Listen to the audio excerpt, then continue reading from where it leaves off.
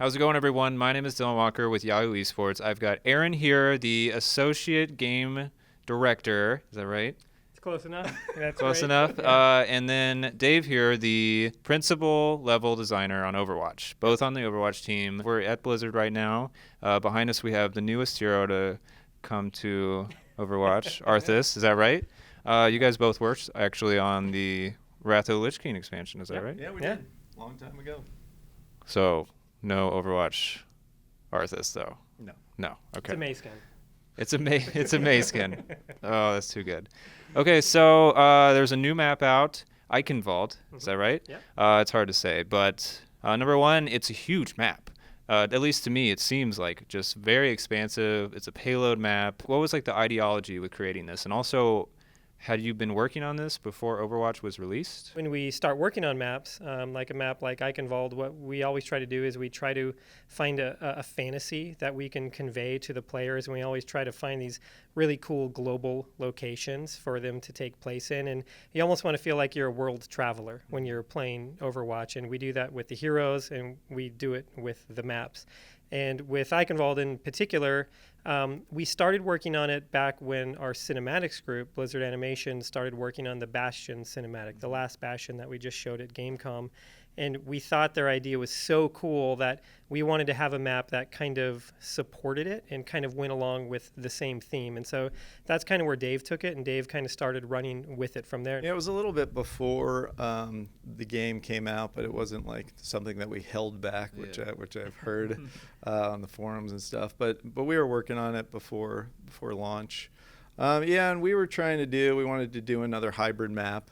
And we did come up with the idea. One of the artists, Bram Mueller's, he came up with an idea about the same time I did for doing this German map, and so we were both super into it. He's the artist that put most of this thing together. There's a lot of like dead or like relic robots just strewn around the map. Is there like some lore there? Maybe one of you can speak to. Yeah, there was a big battle there, and they are Bastion type robots. So if you watch the Bastion cinematic, you see he sees his like chums that are kind of like dead on the battlefield as he's heading out. So the whole place was like this sort of side battle that happened. It's sort of this holdout thing with this character Baldric, and it's kind of this last stand, but like he took out tons of them. That's why they're all over the map, and we wanted to give it this like great feel for this place that actually took place in the Overwatch world, where this great Omnic battle was. There's also a lot of really cool story elements in there too, not just the Omnics that you see strewn around. And Omnics for us are like the AI robots that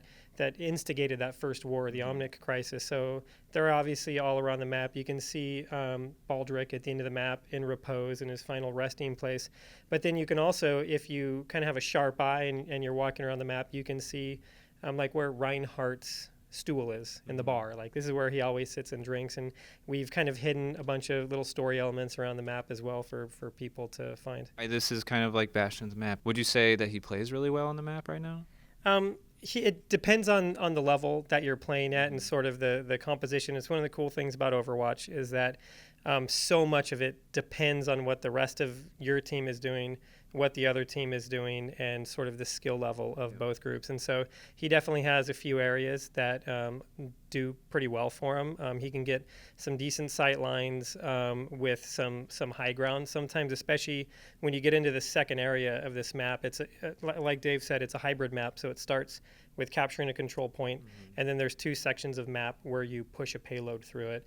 And right after you get that payload, you'll come through this castle door into this very vertical space. There's this big gatehouse in the middle of it, and players can get all the way on top of that. It's the highest we've let players go in Overwatch. And you can get bastions in places on that gate where the attacking team can have a really hard time pushing through that door.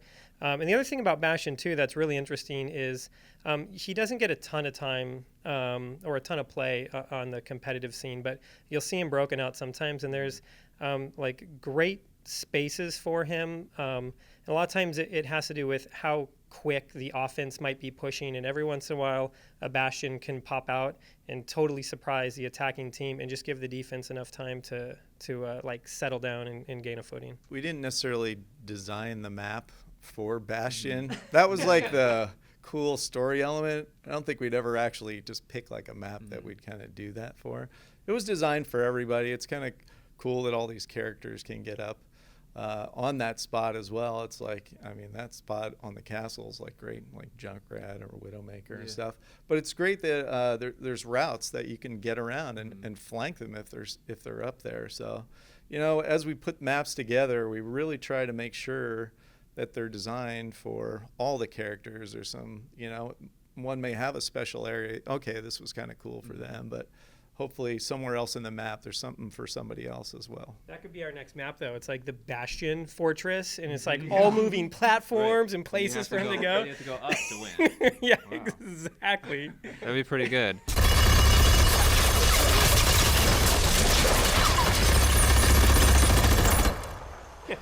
So what was the biggest challenge of making this map, and how did you overcome that? Well, I think the center area of the map being as high as it is, having all that verticality, trying to make sure that people could defend from that area, but not super well. I think some people out there actually think that it's super easy to defend on that map, which I think it is, but there are a lot of routes that can help you get around behind these guys that are defending. But it was very challenging trying to put that together because I wanted to do the height for the castle, you know, because the high castle walls, you naturally want to have that. But just trying to balance that and make it fair. And, you know, a lot of that stuff just takes the team, like, play testing it over and over. We have, like, everybody on the team just loves to play the game. And, you know, we get great feedback from everybody. So we just constantly, like, adjust these things till hopefully we get them right. And, you know, but that was probably the hardest part of the map. Overwatch is this weird thing where there's no single player mode. You're telling a story pretty much throughout the characters, throughout the maps, and then we have this external stuff like these amazing animations that we've been seeing. Is it difficult to kind of like narrate this story when it's kind of like bits and pieces that are being found here? It can be, but early on in the project, we knew that we didn't want story to interfere with the gameplay. Certain FPSs, during their campaign, story is a really big part of it. I love playing Call of Duty. I love their campaigns, and they're really cinematic and cool. Yeah. But for us, we wanted everything to be just about the competitive team-based sort of mechanics that we have there right now. And so we knew we couldn't build a lot of story into it. And while a lot of people think that that's challenging, and there are challenges to it, it's also kind of freeing at the same time. You know, you don't have to put all of your resources into cinematics and all the animation that goes with it. And then there's a lot of work that goes into the character's personality in the game. And I think that the personality of the characters is some of where the magic of Overwatch is. And you can see, like, the internet gets obsessed with a lot of these personalities and how they all relate to each other. And some of it's based off of one or two lines that they might have in a map. And we have a really amazing story development team here. The writer on the team, Michael Chu, he's kind of slaved over the whole system about how all the characters talk to each other. And so I think that just with the small tools that we have, that we've been able to kind of create all these really unique, exotic personalities that are in the game. We try to add, like, for the story stuff in the maps, as you know, especially in like the attacker spawn rooms. We have a real opportunity where people are sort of chilling there for 30 seconds or so, and we just, you know, give you some stuff in there to kind of think about, and other things throughout the map, just that little flavor stuff that kind of helps. And we'll put story elements in these maps that haven't even played out yet. When we originally, at our first BlizzCon, when we announced, we had a lot of posters in there, and there's a poster of D.Va up on the wall. Really? And we hadn't even made D.Va yet. We knew we wanted to make D.Va, so we like to put story elements in the game for things that are happening, or maybe things that could possibly happen later on. So you tell me right now, is there foreshadowing in the game right now that no one's even touched on? Well, I haven't seen every video on the internet, but I have a feeling there's things people still haven't picked up on, for sure. Very cool. So last question I want to ask is, I know you said you don't make maps specific to characters, but is there like some kind of correlation between a lot of the characters and some of the maps we see? Like when I think King's Row, I think of Widowmaker, you know, like I know that there's probably, I'm not sure we're going to see like Mercy in a hospital kind of thing, but is there something there?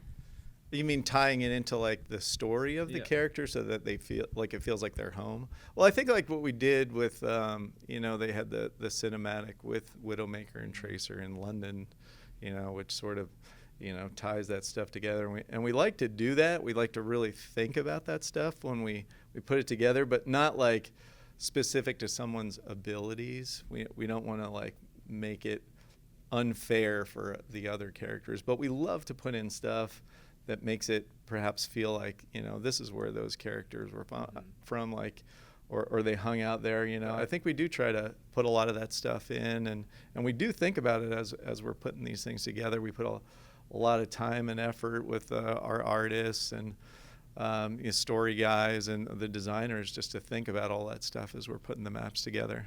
Yeah, there's we love doing that in our maps. We have you talked about the animated short that we have in Kings Row with Tracer and Widowmaker. There's actually a small memorial to Mondada on the ground where he died there, and we had that in before the animated short was released. But I think what's kind of special to us and to a lot of the team and to the rest of the company is that Blizzard prides itself on our world building. Right. We mentioned Dave and I worked on World of Warcraft for a while, working on the zones and the levels. And I think every game here does an excellent job on just kind of digging deeper into the universe, and it really fuels a lot of our development work, and it's something that we're all really passionate about. So yeah, we definitely put a lot of time into that. And then even on the ability side, we don't want to make a map unfair for people. We always would, our desire is that every hero can be played in every map. Maybe not on both sides. Maybe it's just on offense, or maybe it's on defense. They're better. But there's definitely specific areas of the maps that we design thinking of specific heroes. And a great example of that is sort of the middle area of Kings Row, and you're pushing a payload through the streets, and there's all these back alleys. And that was designed with Reaper and Tracer in mind. They're these amazing harass characters. They can get behind the enemy team, and you don't always know where they're at. And so we do that a lot. And even in the new map in Eichenwalde, in that second area, it's so vertical that characters with a lot of vertical movement abilities like Pharah and Genji and Hanzo can find a lot of really unique and powerful things to do in those spaces. So yeah, we like to build these things with a lot of story in mind, but we're also building particular spaces for heroes to feel powerful in. Very cool. All right, well, thank you guys for talking to me. For everybody else, this is Yahoo Esports.